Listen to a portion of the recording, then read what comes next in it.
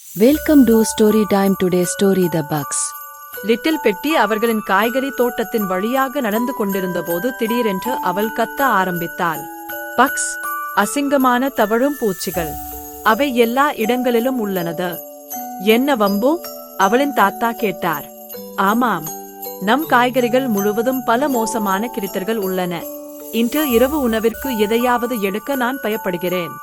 நாம் அவர்களை நசுக்க ஆரம்பிக்கலாம். ஐயோ, கெட்ட வண்டு, கெட்ட வண்டு, என்னை விட்டுவிடு டூட். பெட்டி, காத்திரு.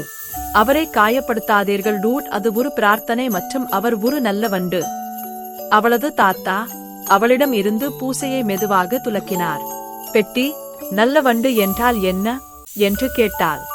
இது ஒரு வண்டு என்பதால், அல்லது நாம் அதை புரிந்து கொள்ளவில்லை, அல்லது அது தோற்றமளிக்கும் விதம் அதை மோசமாக்காது என்று அவர் கூறினார்.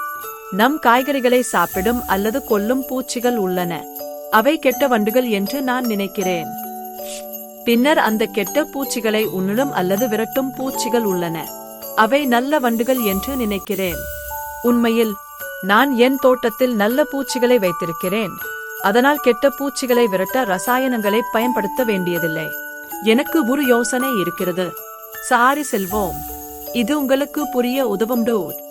ஒரு சாரி, அவள் கூச்சலிட்டாள். போகலாம். பெட்டியின் தாத்தா பூச்சிகளின் உலகத்திற்கு ஒரு சாரிக்கு செல்ல, அவற்றை மிகவும் சிறியதாக மாற்றுவதற்கு அவள் தன் கற்பனையை பயன்படுத்த வேண்டும் என்று விளக்கினார். ஒரு நொடியில் அவர்கள் அங்கே இருந்தார்கள். பெட்டி கொஞ்சம் பயந்தாள், ஆனால் அவளுக்கு அது தெரியும். அது எல்லாம் கற்பனையாக இருந்தது. இப்போது நாம் என்ன செய்வது? அவள் கிசுகிசுத்தாள். மெதுவாக நடந்து சென்று கவனியுங்கள்.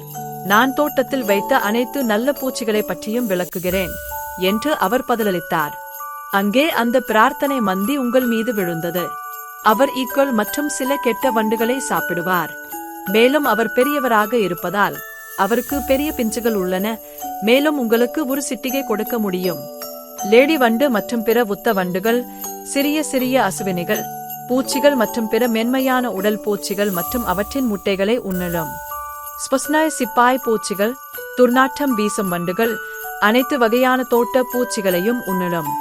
ஆனால் தற்செயலாக இவற்றில் ஒன்றை நசுக்க வேண்டாம். அவை உண்மையில் வாசனை. இன்னும் பல உள்ளன, ஆனால் அது தாமதமாகிறது. நாங்கள் இரவு உணவிற்கு காய்கறிகளை எடுக்க திரும்ப வேண்டும். நாளை மீண்டும் பூச்சிகளின் உலகத்திற்கு சாரி செல்லலாம் டூட். தாத்தா, அது நன்றாக இருந்தது. பெட்டி மகிழ்ச்சியுடன் கத்தினாள். நல்ல வண்டுகள் என்று நீங்கள் என்ன சொன்னீர்கள் என்று இப்போது எனக்கு புரிகிறது. மேலும் அவை நல்லவையாக இருந்தாலும் அவை கடிக்கலாம் அல்லது குத்தலாம் என்பதை நான் புரிந்து கொள்கிறேன். அதனால் நான் மிகவும் கவனமாக இருப்பேன் டூட். நாங்கள் மீண்டும் ஒரு சாரி செல்லும் வரை என்னால் காத்திருக்க முடியாது dude. Thanks for watching more videos. Subscribe.